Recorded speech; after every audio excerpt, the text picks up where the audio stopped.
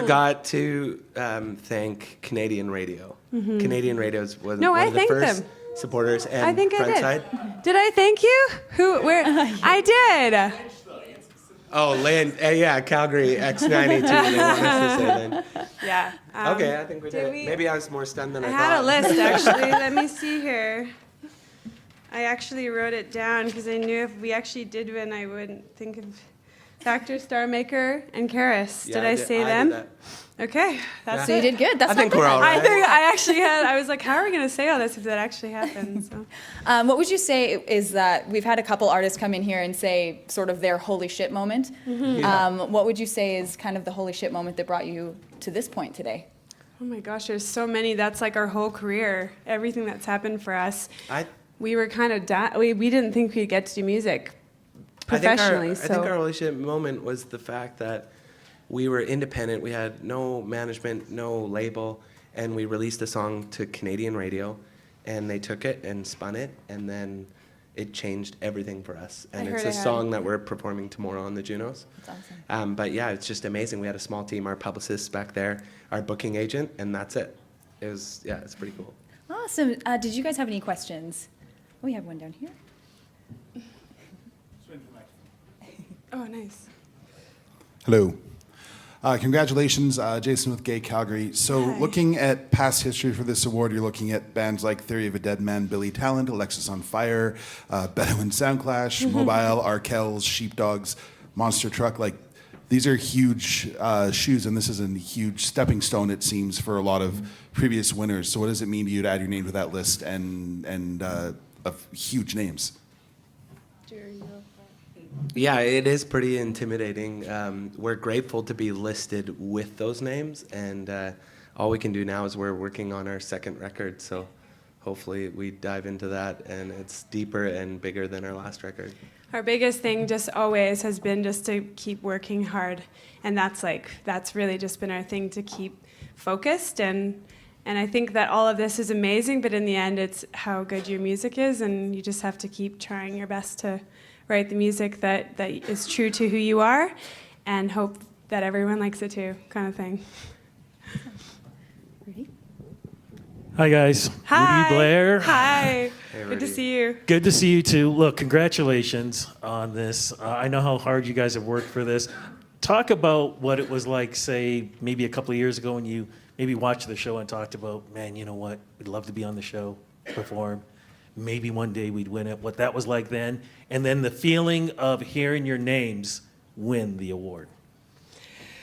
I feel like it's so humbling. Like, honestly, some of the bands that we were with are just amazing bands. And for us, it's just, I don't know, for us it's just all been, oh my goodness, we get to do this. Like, we're just grateful. And everything that is happening with us, we're just grateful. That's the best way we can say it. We're just like, can you believe this? All of this is just amazing. And you guys are amazing, and everyone's support. And just, we know some people don't like our music, but we never think about it because of how many people are cheering us on and do like our music. It's just amazing. It is amazing. And like you said, we were watching the Junos 3 years ago, like right as we were just starting as a band. We had one song only.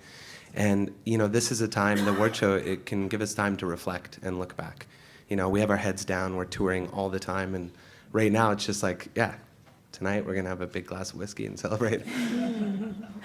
Whiskey has a Whiskey Drew nickname, by the way, so Oh. you see him with a glass of whiskey. Hi there. My name is Seamus. I'm with B93 down in Lethbridge. I actually have two questions. Cool. You talk about your love for radio and how you got a bit of a helping hand with radio. Can you talk more about that, more specifically about the Peak Performance Project? Mm-hmm. Well, when Drew and I first got married, we're married if you didn't know that, I had tried to do music before, and Drew did too, but it wasn't obviously in this way. And we just decided we had made an EP just because we wanted to make something together and had it sitting there. And then we heard about the Peak Performance Project and decided we would enter this EP that we made totally because we just wanted to for fun. And there was no pressure of having to make it something huge or anything. It was just for fun. So when we entered that, we were like, let's just see what happens. And through that, basically all of this has happened. So we kind of owe our start and our kick in the butt to take it just go for it to that program. So we definitely love them and appreciate them and feel like they're family to us and sort of our head start, you know. And we won a lot of money through it too, which really helps. Money does help. Yeah. One unrelated question, though, for you, Drew, Yeah. has to do with, I mean, if you look around now, everyone's playing with phones. And I know that you tried very hard to stop using a cell phone for a while. What words of advice can you give someone that's like, I need to put this phone down? Words of advice. How are you doing with that, Drew? Yeah, Drew, how Not you doing? good. You know, it's impossible. You know, the phone is a tool, so you have to use it. But you know, for us, we're married. We don't have phones in the bedroom, so we don't look at it the last thing before we go to bed or when we wake up. And you know, small little stuff like that has been really valuable for us. And as we started gaining popularity, there's always social media. You can get involved and engaged with it, and you kind of just have to put your phone down. So, you know, there's a time to use it and time not to use it. It's not to ban it altogether because you can. On a scale of 1 to 10, how hard is it though? It's like 11. crack. I'm joking. There's another question in the back there.